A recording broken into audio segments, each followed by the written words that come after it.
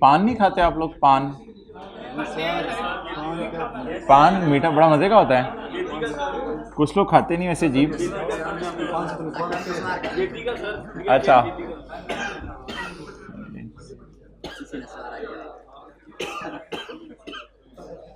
अच्छा जी, ऑब्वियसली अगर आप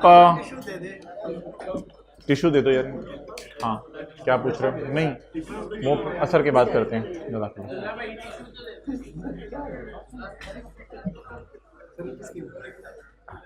इधर रख दो बस दानिश। अच्छा, and if you are talking about entries of cost of sale, तो मोहतरम कॉस्ट ऑफ सेल की एंट्री तभी होगी जब सेल बुक होगी। बोलें कॉस्ट ऑफ सेल की एंट्री कब होगी? जब सेल बुक होगी। तो भाई आप, क्या नाम है आपका? Green shirt, Behroz. बहरोज देखो, सर्विसेज का छोड़ो, मुझे ये बताओ सॉफ्टवेयर अपग्रेड का कितना रेवेन्यू आपने बुक किया है? कुछ भी नहीं।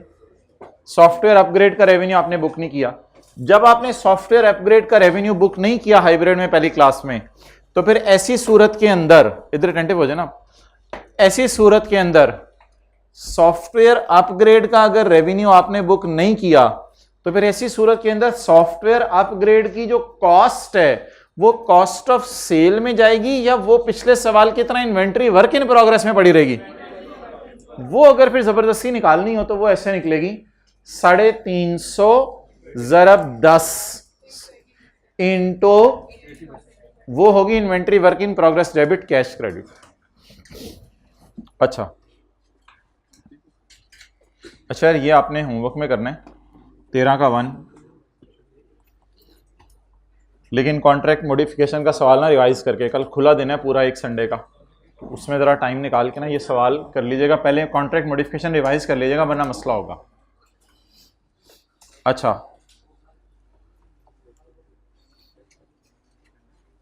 ये सवाल तो डिस्कशन का है, लेकिन फिर भी मैं इसकी एंट्री हल्की फुल्की करवा दूंगा आपको।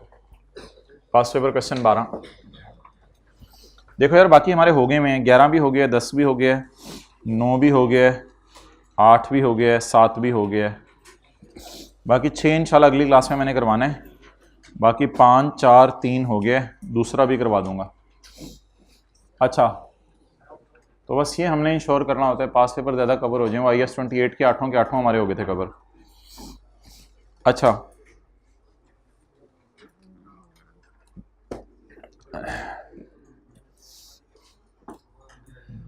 अगेन यार आ जाके वही बात है, आधा सवाल भी पेपर में सही हो जाए, किसी एक टॉपिक का तो पूरा भी सही हो जाता है, 1 या 2 का, तो वही चैलेंज है। On 1 November 2021 Hamad excitement limited entered into a contract with Pride Limited to manufacture, excitement तो हो जाएगा फिर सेलर एंटिटी और प्राइड हो जाएगा customer, to manufacture and sell 100 units of a special machine at a total price of 300 million.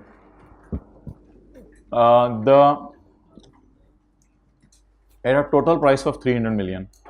तो ये जो है ना, ये वाला चक्कर आपको इस सवाल में भी होगा, कॉन्ट्रैक्ट मॉडिफिकेशन वाले सवाल में भी मसला आएगा। आपको ना 10 मिलियन को डिवाइड करना पड़ेगा 50 लैपटॉप से ताकि पर यूनिट प्राइस निकले। तो ये इस वाले सवाल में भी मसला आएगा कि 10 मिलियन को डिवाइड करना पड़ेगा 50 लैपटॉप से, और इस वाले सवाल में भी अगर आप कर लें तो बेहतर है। 300 मिलियन डिवाइड बाई 100 यूनिट्स, तो ₹3 मिलियन का एक यूनिट है सेल प्राइस। तो पता नहीं आप क्या चीज़ बना रहे हैं, हम 3 मिलियन 30 लाख रुपया बनता है। तो फर्ज करें गाड़ियाँ हैं, on 1 November excitement limited entered into a contract with pride limited to बना एंड बेच 100 यूनिट्स ऑफ गाड़ियाँ, नहीं machine, at a total price of 300 million. The machines will be delivered in lots of 20 units at end of each quarter. पहली delivery होगी एक अगले साल, हाँ अगले साल। ईयर एंड लिखा हुआ है 31 दिसंबर, कहाँ लिखा हुआ है year and 31 December? Second paragraph में ईयर एंडेड 31 दिसंबर, बीच में ठोका हुआ है। पहली डिलीवरी होगी अगले साल, चुप रहो ना भाई, साउथ, पहली डिलीवरी होगी अगले साल, फिर दूसरी डिलीवरी होगी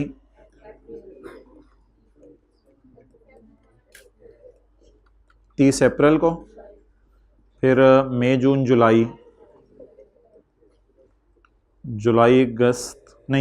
अगस्त सितंबर अक्टूबर, 30, क्योंकि 1 नवंबर को कॉन्ट्रैक्ट शुरू है ना, तो फिर 30 अक्टूबर को साल पूरा हो जाएगा। तो 4 दफ़ा सेल बुक होगी। सेल कितनी दफ़ा बुक होगी? 4 दफ़ा। जी हाँ, अच्छा, you are very much, I appreciate you. और एक होगा 31 जनवरी 23। तो 20 यूनिट्स हैं, तो 20 यूनिट्स सरकार साडा भी टिश्यू पेपर मुक गया है भाई, ज़रा टिश्यू पेपर मंगवाएं कंपनी से।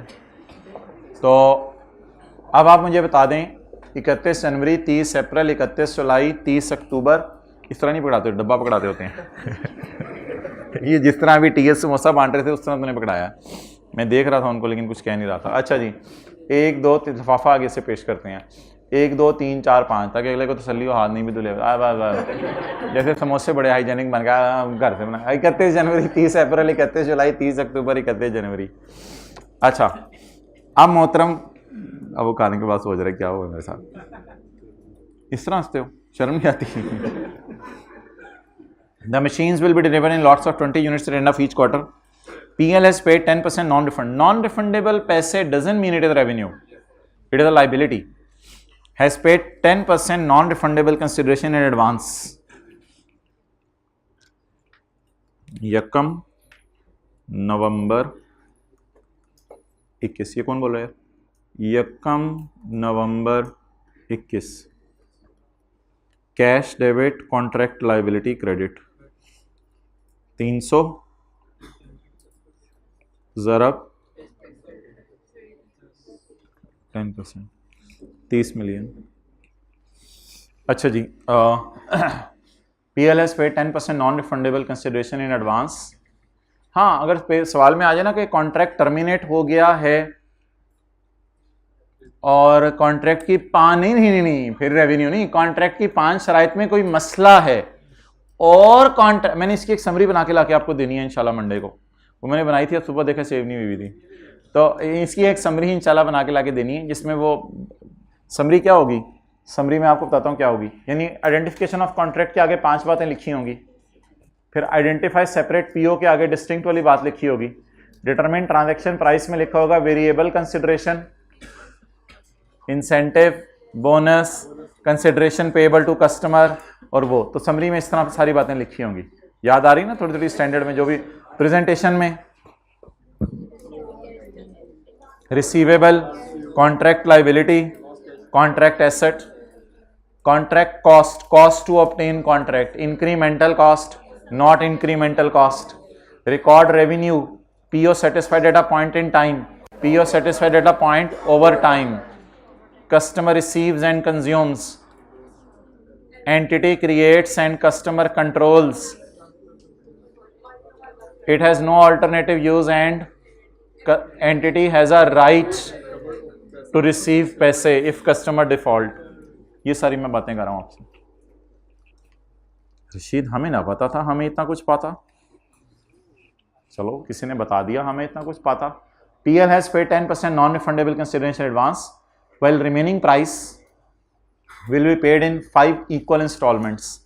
remaining price पे होगी 5 equal installments में। तो जहां तक कैश का ताल्लुक है तो वो कुछ इस तरह बनेगा, उसके टोटल करेंगे हम, टोटल 300 माइनस 30 270 डिवाइडेड बाय 5 54। तो हर डील के साथ इस तरह 54 का कैश आता रहेगा। तो PL has paid 10% non-refundable consideration in advance while the remaining, what is total? What is remaining? Will be paid in only after delivery of and not before। पैसे कब मिलेंगे? जब डिलीवर कर दोगे, डिलीवर नहीं करोगे तो पैसे नहीं मिलेंगे। डिलीवर नहीं करोगे तो पैसे, डिलीवर कर दोगे तो पैसे मिल जाएंगे। Only after delivery of each and not before. पूरा डिलीवर करोगे तो पैसे मिलेंगे, अधूरा डिलीवर करोगे तो पैसे नहीं मिलेंगे। नॉट बिफोर का मतलब बताएं। पूरा डिलीवर करोगे तो पैसे मिलेंगे, नॉट बिफोर। अधूरा डिलीवर करोगे तो पैसे नहीं मिलेंगे। Sales team work and spend 1600 घंटे। सेल्स टीम ने 1600 घंटे काम किया है। 1600 घंटे को जरा डिवाइड करें 8 पे। डेली वर्किंग डेज 8 होते हैं ना, ऐसी बोंगियां मार रहा हूं। 1600 को जरा डिवाइड करें 8 से। 200 दिन इसने काम किया है। सेल्स टीम ने 200 दिन काम किया है, जिस पे खर्चा आया है 40 लाख रुपया। For preparing proposal of contract, for preparing proposal of contract, for preparing IFRS 15 ABCDFGH IFRS 15 bid preparation cost not incremental. Lecture notes में ये अटैच की थी किसी दिन, साथ की हुई है। अच्छा जी, तो बिड प्रिपरेशन कॉस्ट को क्या करना है? एक्सपेंस करना है। 4 मिलियन कितना? अच्छा जी, आगे चलें। The team was also rewarded with a bonus upon obtaining contract. Bonus upon obtaining contract. Commission on obtaining, obtain और विन फिर एक ही होगा ना। ऑब्टेनिंग, ये कोई एनुअल बोनस नहीं लिखा हुआ कि इसका मैं एक्सपेंस करूँ। एक दफा मैंने एनुअल बोनस दिखाया था आपको, उससे मैंने एक्सपेंस किया था। Bonus on winning a contract. अब अगर रेवेन्यू साथ साथ बुक करना हुआ, यानी रेवेन्यू अगर 1 साल के अंदर बुक होना हुआ हमारे साल के अंदर, तो जितना रेवेन्यू हमारे साल के अगर अंदर सारा ही बुक हो जाना हुआ, हमारे साल में 2 महीने रह गए हैं। हमारे साल में 2 महीने रह गए हैं। अगर हमारे साल 2 महीने के अंदर अंदर रेवेन्यू बुक हो गया तो मैच करके इसको फिर फौरन खर्चे में डाल देंगे। लेकिन अगर रेवेन्यू 5 क्वार्टर्स में बुक होना है, क्योंकि डिलीवरी 5 क्वार्टर्स में है, तो फिर जैसे जैसे रेवेन्यू बुक होगा 5 क्वार्टर्स में, वैसे वैसे ये कॉस्ट बुक होगी। डिसाइड कर लें, फिर आगे चलते हैं। रेवेन्यू कैसे कैसे बुक होना है? रेवेन्यू कैसे कैसे बुक होना है जल्दी बता दें। 20 units delivered at the end of, तो इसका मतलब है बड़ी मेहनत के बाद हमें पता चला था कि हमारे साल एक भी डिलीवरी नहीं है। 4 दफा रेवेन्यू अगले साल बुक होना है और 1 दफा रेवेन्यू उससे अगले साल बुक होना है। तो जैसे जैसे रेवेन्यू बुक होगा वैसे वैसे कॉस्ट बुक होगी। बेहतर यह है कि इस 6 मिलियन को आप बना लें इन्वेंट्री, और इन्वेंट्री बना के 5 से डिवाइड करें, क्योंकि रेवेन्यू 5 दफा बुक होना है और बराबर बुक होना है 20 यूनिट्स का, तो 5 से डिवाइड करके इसका खर्चा भी बुक करें। लेकिन हमारे साल इसको मैं एक्सपेंस नहीं बनाऊंगा। द रीजन इज के हमारे साल कोई रेवेन्यू बुक नहीं हुआ। पहली दफा रेवेन्यू कब बुक होना है? अगले साल। और हम कहां खड़े हैं? 1 नवंबर को। जी बताएं। इन्वेंट्री डेबिट, कैश क्रेडिट 6 को, और 6 को 5 से डिवाइड करके जब जब रेवेन्यू बुक करेंगे तब तब इसकी कॉस्ट को एक्सपेंस में डालते रहेंगे। बिड विन कर लिया ना, bid win win bid, bid का लफ्ज कहां से? अच्छा, up to year ended 31 December we have only manufactured 15 units of machine to be delivered on 31 January. 15 हमने यूनिट्स, अहमद 15 यूनिट्स हमने बना लिए हैं ईयर एंड तक। क्वार्टर में कितने महीने होते हैं? 3। कॉन्ट्रैक्ट कब पकड़ा था? 1 नवंबर। पहला क्वार्टर कब खत्म होने? अगले साल। किस दिन? 31 जनवरी। तो नवंबर दिसंबर में हम दिन रात एक करके सिर्फ कितने यूनिट्स बना पाए? 15। बाकी 5 कब बनाएंगे? अगले साल। बाकी 5 जो अगले साल बनाएंगे उनको अगले साल जो 5 बनाएंगे तो अगले साल पिछले वाले 15 भी बेच देंगे और ये वाले 5 जो बनाने हैं अगले साल वो भी बेच देंगे। अच्छा जी, अब मुझे ये बताएं कि इन 15 के ऊपर जो कॉस्ट आई होगी वो सवाल ने नहीं दी, उसका क्या करेंगे? बोले? हाँ, इसको भी वर्क इन प्रोग्रेस में डाल सकते हैं, पर वर्क इन प्रोग्रेस की जरूरी नहीं बस इन्वेंट्री में डाल दिया, उसको ऐसा खर्चे में डाल लें, इसको भी इन्वेंट्री में डाल दें। क्या? 15 यूनिट्स की कॉस्ट, 15 यूनिट्स की कॉस्ट। अच्छा जी, अब आप मुझे बता दें पूरी कहानी क्या बनी। टोटल कॉन्ट्रैक्ट कितने का है? 300 मिलियन। टोटल कॉन्ट्रैक्ट कितने का है? 300 मिलियन में से, जरा तसल्ली से मेरे साथ साथ चल रहे हैं, 300 मिलियन में से कितने पैसे आ गए? 30। Cash debit, contract liability, credit. कितना हमने बिड प्रिपरेशन का खर्चा किया वो बाय डिफॉल्ट एक्सपेंस में जाने। रेवेन्यू कितने क्वार्टर्स में बुक होने? 5 क्वार्टर्स, यानी 15 महीनों में। अगर रेवेन्यू 15 महीनों में बुक होने तो फिर सेल्स कमीशन भी 15 महीनों में बुक होने। लेकिन हमारे साल इसलिए बुक नहीं होगा कि ना रेवेन्यू बुक हुआ है, इसलिए इसको भी खर्चे में नहीं डालेंगे। जैसे ही 31 जनवरी को रेवेन्यू बुक होगा तो इसमें से 6/5 करके खर्चे में डाल देंगे। अच्छा, अब हमारे साल इन्वेंट्री जो है उसमें कितने यूनिट्स पड़े होंगे? 15 यूनिट्स की कॉस्ट पड़ी होगी। इसका रेवेन्यू बुक नहीं हुआ इसलिए इसको कॉस्ट ऑफ सेल में भी नहीं डालना, ये इन्वेंट्री हमारी किताबों में नजर आती रहेगी। इन द एंड आखिरी बात आपसे करने लगा हूं, अगले साल एंट्री होगी inventory debit cash credit 5 unit से जनवरी में, फिर रेवेन्यू बुक होगा। ये वाला 15 और अगला वाला 5 जितना इन्वेंट्री में पड़ा होगा, cost of sale debit, inventory credit. पहला रेवेन्यू जो मैंने बुक करना है वो करना है 300/5 या 300 डिवाइडेड बाय 100 मल्टीप्लाइड बाय 20। पहला रेवेन्यू जो मैंने बुक करना है वो ये करना है। इसलिए 31 जनवरी को मैं बिल्कुल एक शॉर्टकट मारने लगा हूं रेवेन्यू में। मैंने पर यूनिट रेवेन्यू सुबह ही आपको निकाल के दे दिया था। 20 यूनिट ज़रब 3 60। तो मैं एंट्री करूंगा 31 जनवरी को कैश डेबिट 54, कैश तो उसने बता दिया तोड़ के, अब ऐसा आसान है। कैश डेबिट 54, रेवेन्यू क्रेडिट 60 और कॉन्ट्रैक्ट करंट लायबिलिटी रहनी है। इंशाल्लाह मंडे को भी ये करंट लायबिलिटी रहनी है। Cash debit 54, revenue credit 60। अब बाकी को बिला वजह रिसीवेबल में ना डालें, हो सकता है पहले को रिसीव हो गया हो। कॉन्ट्रैक्ट लायबिलिटी जितनी खत्म कर सकते हैं मैक्सिमम खत्म कर दें, 6/30 खत्म हो जाएगी।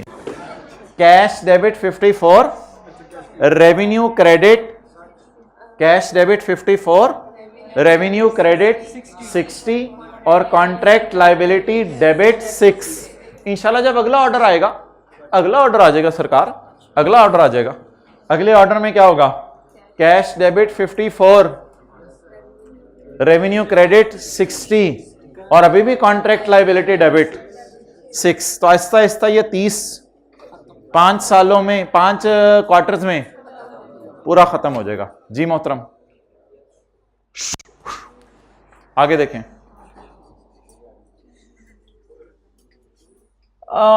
CFO has suggested, सरकार हम पागल हैं जो तेरी सजेशन माने। ये जो हमने ये चार्ट डाल रहे हैं सुबह से,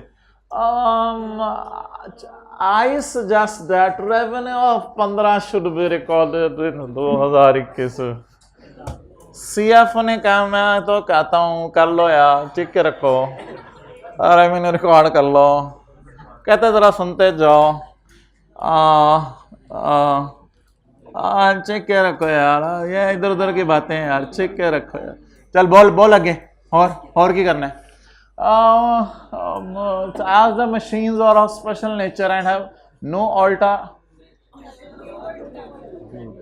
रशीद पीओ ओवर टाइम वाली कहानी लग रही ओए फिर की पता सीएफओ ਨੂੰ पता होए। अच्छा आगे जरा पढ़ने दें। Further sales team cost of 10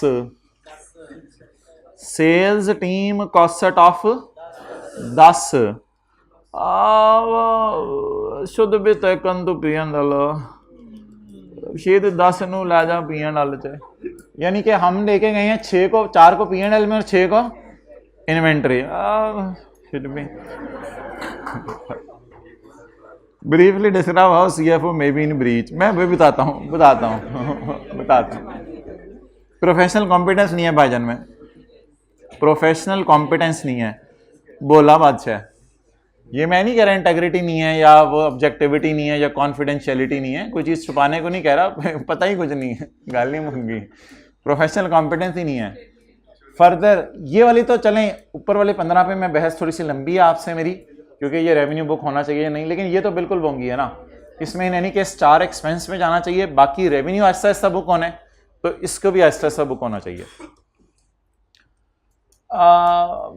इसलिए P&L में डाल दो इस 10 को, बिकॉज अल्लाह का शुक्र है ये जो 10% एडवांस आया है ना, तकरीबन इसमें 30 का आ गया है, तो 30 का आ गया तो 6 तो तकरीबन 10 तो रिकवर हो ही गया है। चल ये तो कोई लॉजिक नहीं है कि कहते हैं कि तकरीबन तो कोई 30 का तो आ गया है तो 6 तो रिकवर हो ही गया है तकरीबन, तो बाकी में इंशाल्लाह ये तो कोई लॉजिक नहीं है कि जो एडवांस आ रहा है वो आप इससे रिकवर करने में, और ये एडवांस तो पूरी सेल्स के अगेंस्ट आता है, ये कोई इस खर्चे के अगेंस्ट नहीं है। सवाल ने ऐसा नहीं लिखा हुआ है these cost will be reimbursed by customer in the form of advance, ऐसी कोई लाइन तो नहीं लिखी हुई।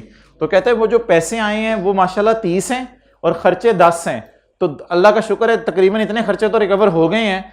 इसका इससे ताल्लुक नहीं होता मेरे भाई, खर्चे अलग हैं, पैसे अलग चीज होती हैं। Do not try to mix up these things. As का मतलब है वो लॉजिक बता रहा है, कोई लॉजिक भी आगे बोंगी मारी है।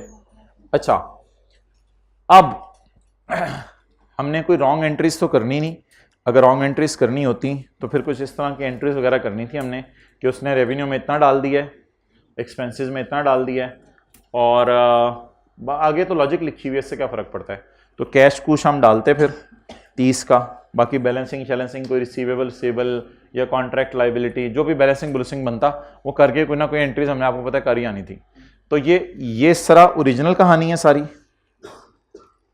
और ये रॉन्ग कहानी है। ये ओरिजिनल कहानी हो गई सारी, और ये कौन सी कहानी हो गई, रॉन्ग कहानी हो गई। ठीक है, अब what we are suppose to do, हमने सिर्फ क्या करना है, analyse the treatment suggested by CFO in respect of the above contract. तो उसने कहा है कि रेवेन्यू रिकॉर्ड करो, खर्चा बुक करो, और साथ एक और चीज नहीं, बस ये गई हैं उसने चीजें, तो एडवांस एडजस्ट इस वजह बस, वो तो उसने वजह बताई है ना बस। अच्छा अब मोहतरम एक छोटी सी डिस्कशन जरूर है कि मैं आपसे जो डिस्कस करना चाहता हूँ वो ये है कि अगर मैंने 15 चीज़ें बना दी हैं तो क्या मैं 15 चीज़ों का रेवेन्यू बुक कर लूँ या ना करूँ, इस पे ज़रा 2-4 मिनट मुझे दे दें, फिर मैं सोल्यूशन की तरफ मूव करता हूँ कि जो मैंने 15 चीज़ें बना दी हैं इसका मैं रेवेन्यू बुक करूँ या ना करूँ। जैसे जैसे मैं चीज़ें बना के दे रहा हूँ वैसे वैसे वो मशीन कंज्यूम कर रहा है या मशीन डिलीवर ही अगले साल होनी है। तो वो जो पीओ सेटिस्फाइड ओवर टाइम में पहली बात फेल हो गई। दूसरी, जैसे जैसे मैं मशीन बना रहा हूं उसके प्रेमिसेस में जाके वैसे वैसे उसका कंट्रोल ट्रांसफर हो रहा है, जब मैं अपने प्रेमिसेस में बना रहा हूं, बज़ाहिर अपने प्रेमिसेस में बना रहा हूं क्योंकि मैंने लिखा हुआ है डिलीवरी करनी है, इसका मतलब है मैं उसके प्रेमिसेस में जाके नहीं बना रहा। तीसरा पॉइंट है, अब उसको हम डिस्कस कर लेते हैं, क्या ये मशीन स्पेशल नेचर की है? हाँ, और शायद इसका ईएल के पास कोई यूज नहीं है, उसने भी कह दिया है क्योंकि स्पेशलाइज्ड नेचर की है, तो शायद इतनी स्पेशलाइज्ड मशीन है कि प्रैक्टिकली पॉसिबल नहीं है ये किसी और को दे सके। अब बात बढ़ती जा रही है और खतरनाक हो सकती है। अब सी की दूसरी शर्त जो है ना, इफ कस्टमर डिफॉल्ट, अगर कस्टमर डिफॉल्ट करे तो उसको पेमेंट करनी पड़ेगी अधूरे काम की। ये कस्टमर्स बड़ा रेयरली मानते हैं, ये कस्टमर जैसे नहीं मान जाते। ये बड़ी वाज़ेह लाइन लिखी हुआ करेगी सवाल में भाईजान, ये है कि कोई वेग वूग बात नहीं है। कौन सा दुनिया का कस्टमर मानता है इस बात को? आप किसी को ऑर्डर करके आए, यार मेरी शादी होनी है, फर्नीचर बना दो।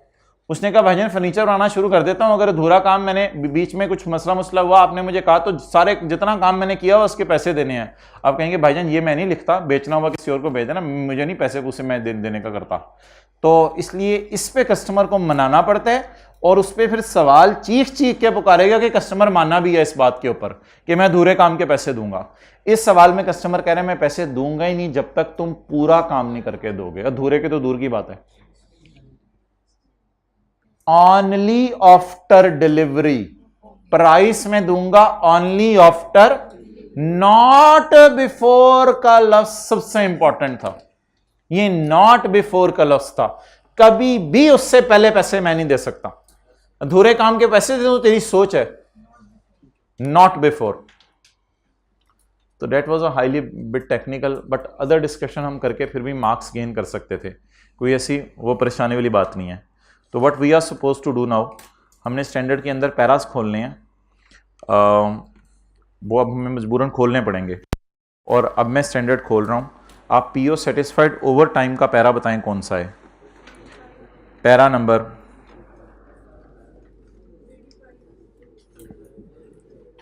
Para number 35।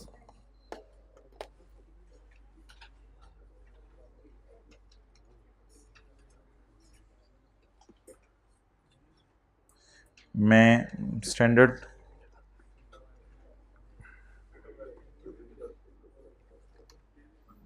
थोड़ा सा स्टैंडर्ड को भी खोलेंगे तो आपने खोलना ना घर जाके, वरना तो आपने नहीं खोलना। इसके इंपॉर्टेंट पैराज किसी ने ढूंढे हैं वॉल्यूम 1 में? कौन से लिखे हुए थे हमने? कुछ 6-7 पैराज ही हैं इसके इंपॉर्टेंट। तो ये पीओ सेटिस्फाइड ओवर टाइम वाला एक पैरा है। कंट्रोल एन करके नई फाइल डाल ली। इसके बाद एक फोल्डर है हमारे पास, वो मैं आपको बताता हूँ मेरे लैपटॉप में। ये है कैफ 7 वाला पुराना, इसमें पार्ट ए है। पार्ट ए में आप जाएंगे IFRS में, IFRS में जाएंगे IFRS 15 को। IFRS 15 को आप ड्रैग करेंगे और ड्रैग करके यहाँ ला के ड्रॉप कर देंगे। अच्छा, पीओ सेटिस्फाइड ओवर टाइम। और एक और पैरा भी खोलूंगा मैं, cost to obtain contract and cost to fulfil contract. वो मैंने आपको बताया था पैरा 91, 92, 93 है। अच्छा जी,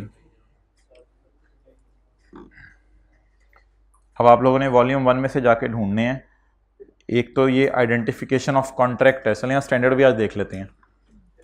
आइडेंटिफिकेशन ऑफ कॉन्ट्रैक्ट, ये पैरा 9 है ना, 5 शराइत कॉन्ट्रैक्ट की।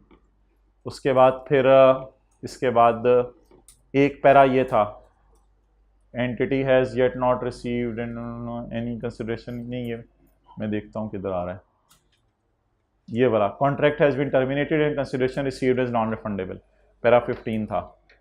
अच्छा, उसके बाद कॉम्बिनेशन ऑफ कॉन्ट्रैक्ट्स हमने अगली क्लास में करना है इंशाल्लाह, छोटा सा कॉन्सेप्ट है। कॉन्ट्रैक्ट मॉडिफिकेशन, इसके पैराज कोई नहीं है मैंने हाईलाइट किए हुए, क्योंकि वो सादा सा कॉन्सेप्ट है, इसके पैराज देख के ऐसी टेंशन होती है। चलिए आज standard identify separate performance obligations. इसके अंदर गुड्स एंड सर्विसेज अपने एतबार से भी डिस्टिंक्ट हों और कॉन्ट्रैक्ट के कॉन्टेक्स्ट में भी डिस्टिंक्ट हों। इसके बाद तीसरा स्टेप कौन सा है? Identify transaction price, determine transaction price.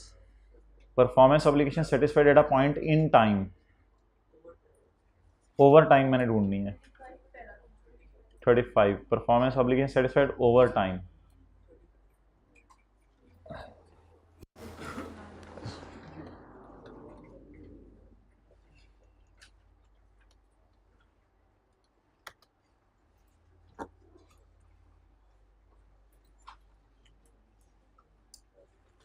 Ji,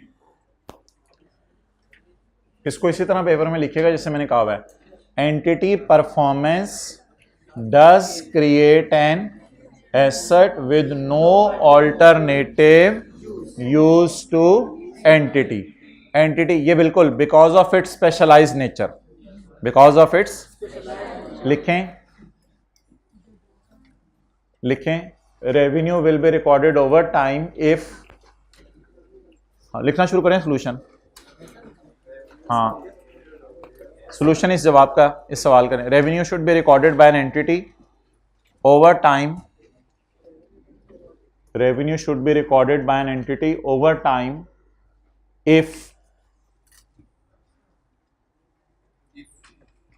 if should be recorded by entity over time if, यार नमाज के बाद मैं सोच रहा हूँ वो डिस्टिंक्ट वाली बात बड़ी तफसील से करनी है सॉफ्टवेयर वाली, इसलिए ज़रूर आ जाइएगा। Should be recorded over time if entity performance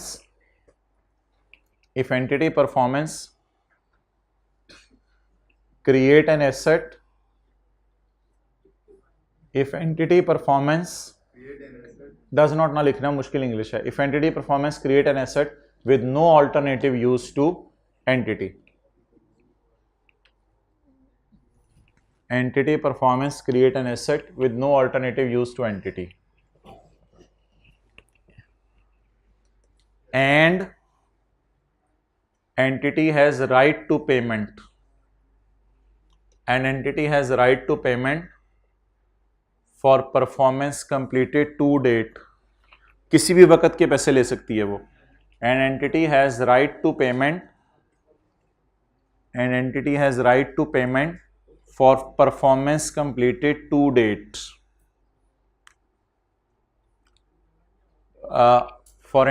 इधर से देखो ना, for performance completed to date. Though THOUGH. Though in this case machine is highly specialized. Mobile पे लिख लो. Though in this case machine is highly specialized and entity has no alternate use. Though in this case machine is highly specialized, सवाल में लिखा हुआ है, an entity has no alternate use, but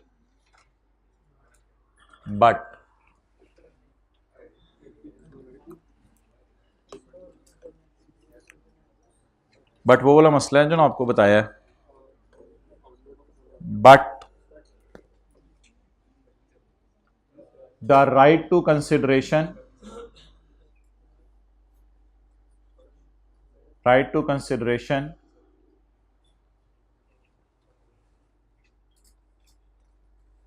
will be established. Right to consideration will be established. आगे ये line, after delivery and not before that, and right to consideration will be established after delivery and not before that. उससे पहले नहीं हो सकता ये right, and not before that. Therefore second condition is not fulfilled. Therefore second condition is not fulfilled. So treatment suggested by, analyze करना है ना, so treatment suggested by CFO,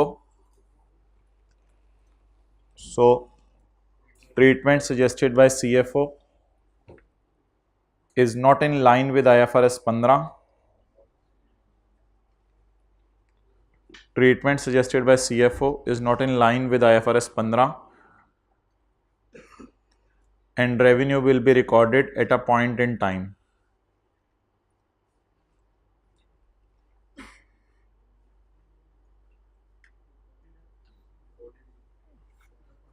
At a point in time,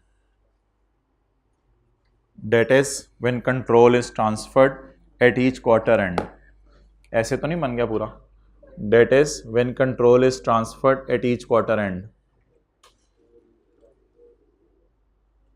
At each quarter end. अगला para, no revenue will be recorded in over year. At each quarter end, उस सवाल की भी तो थोड़ी रिदम चलाओ ना. No revenue will be recorded in our year. अब मैं लंबी बात करवाने लगा, because no delivery took place, वजह लिखें साथ साथ, एक ही बात है, because no delivery took place, no revenue will be recorded in our year because no delivery took place. अच्छा जी, इसके बाद अब वो जो 4 मिलियन वाली बात है और 6 मिलियन वाली बात, उसके बारे में लिखेंगे। 4 मिलियन वाली बात और 6 मिलियन वाली बात। 4 मिलियन कौन सा था और 6 मिलियन, अच्छा आगे लिखें। Cost to obtain a contract, cost to obtain a contract, cost to obtain a contract that would have been incurred, cost to obtain a contract that would have been incurred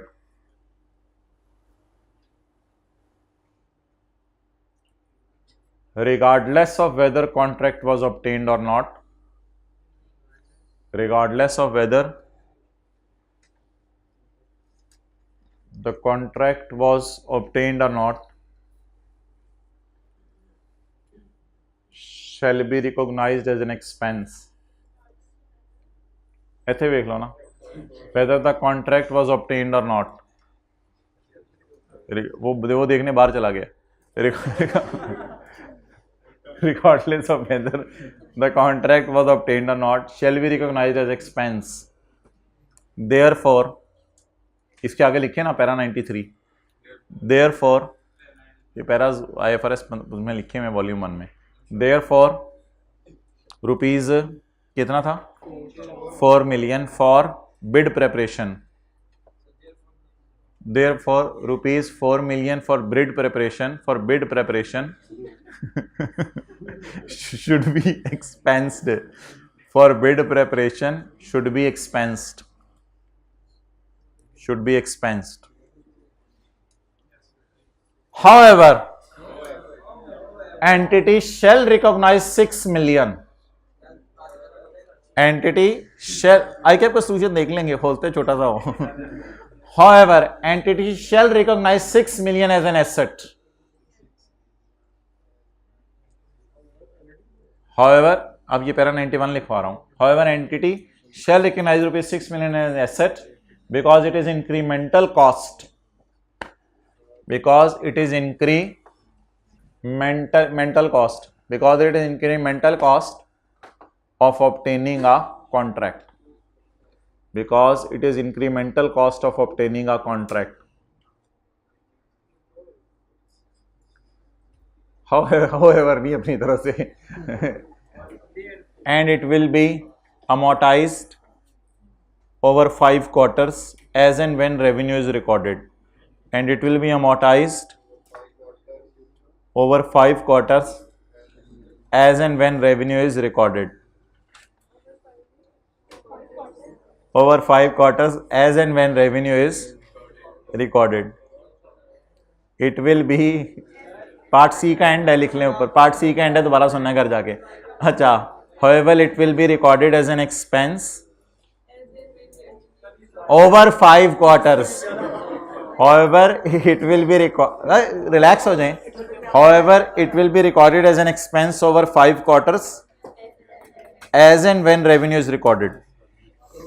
भाई कोई दही नहीं बनी, सारे सुन लें दोबारा। however it will be recorded as an expense, it will be amortized। तो एक ही बात है ना यार, हाथ तो किया, इतने तो अक्लमंद हो जाए ना आप, इतने तो लकीर के फकीर ना बने आप, FR1 के बच्चे तो नहीं आप। however it will be amortized over a period of 5 quarters as and when revenue is recognized। जैसे जैसे क्या होगा, रेवेन्यू रिकॉर्ड होगा। कड रजिस्टर बार, कड, अच्छा अच्छा यार वो भूल गया, CFO को भी साथ साथ बताना था, लिखें आगे। And CFO is not correct, and CFO is not correct regarding charging it to expense, however 5 quarters, However, CFO is not correct regarding charging it to expenses. Expenses. आगे for further details. अच्छा चलो यार आई cap का solution देखते हैं यार, बबलू का solution. आई cap ने दो हेडिंग्स दी हैं, ना ना ना ना रेवेन्यू रिकॉग्निशन और एज पर IFRS 15 या as per para 36। As per para 36 अपने रेफरेंस के लिए तो याद रखें ना। As per IFRS 15 in case फिर entity's performance does create an asset with no alternative use, the entity can record revenue over time if the entity also has a right to payment. As per agreement he is entitled for payment after delivery of each, so revenue should not be recorded over as suggested by CFO. Proportionate revenue should be recorded upon transferring the control, that is delivery of each lot consisting of goods manufactured till year end, जो ये line हमने डाली, should be included in EL's closing inventory and the advance received should be shown as a contract liability। ये देखा यानी मुंगियां मार के भी आई रह जाना सी। Contract cost, the cost of 4, इसका मतलब है कि एंट्री जहन में लाके ना फिर उनको भी डिस्कस कर दिया, cash debit contract liability credit. Cost of 4 million for 1600 hours spent is correctly expensed as such cost would have been incurred whether the contract was obtained or not। ये लाइन हमने लिखी थी। However, rupees 6 million paid for should be capitalized as an incremental cost of obtaining a contract and should be amortized over contract period की जगह हमने लिखा था over 5 quarters on a systematic basis। This contract cost should not be amortized in year 2021 as no related revenue। ये वो जो CFO वाली बात हमने की है कि इसको एक्सपेंस। अच्छा अगली बात, हमारे यार ये क्या तरीका है कि दीवार पे लिखोगे फिर एयरपोर्ट पे जाके जो है वो लिखोगे और फिर जाके जो है वो जहाज की सीट पे भी लिखोगे इन गिवन। अच्छा उसमें प्रोफेशनल कॉम्पिटेंस नहीं है। अच्छा ऐसी कोई लाइन तो नहीं आ रही कि CFO ने कहा यार ये ट्रीटमेंट कर दो, इससे प्रॉफिट बढ़ जाएंगे, बैंक लोन ले लेंगे। अगर ऐसा कुछ होता तो फिर वो इंटेग्रिटी, ऑब्जेक्टिविटी और प्रोफेशनल बिहेवियर, वो तीनों बातें आ जाती। लेकिन इधर ऊपर क्या है, इधर इधर ऐसी है, in given situation CFO is in breach of competence and due care. ये वाली लाइन उठानी है एज इट इज वॉल्यूम 1 से, जो एथिक्स याद नहीं किए हुए। Duty to maintain his professional knowledge and skill audit में याद किए मैं, पता नहीं, at such a level that employer receives a competent service. ये वहां से लाइन उठा के ये सवाल वाली, CFO should involve in continuing professional development which will develop, कुछ भी नहीं, सवाल से कुछ भी नहीं उठाया उसने। अच्छा तो ये लाइन आप उस मद के अंदर लिख के आएंगे। अब जी हमारी बड़ी इंपॉर्टेंट डिस्कशन है कि गुड्स एंड सर्विसेज डिस्टिंक्ट हैं या नहीं, और वो थोड़ी इंटरेस्टिंग भी है। नहीं इसको इंशाल्लाह कम से कम कर लो आज, डिस्टिंक्ट वाली बात आज कर लो, फिर इंशाल्लाह मंडे को फिर बाकी चीज़ें देखते हैं। नमाज़ पढ़ के आ जाएं, 5:30 बजे तक आ जाएं, रिलैक्स हो आधे घंटे तक, हल्का फुल्का ज़्यादा लोड ना लें, आराम आराम से रिलैक्स होके देखें। ये रिवीजन नहीं हो रही है, मैं 3 सवाल कर लिए हमने, 12वां 13वां 14वां और पीछे क्या रह गया, लेटेस्ट एंड के तीनों सवाल। आप बैठे हैं तो कुछ हुआ है।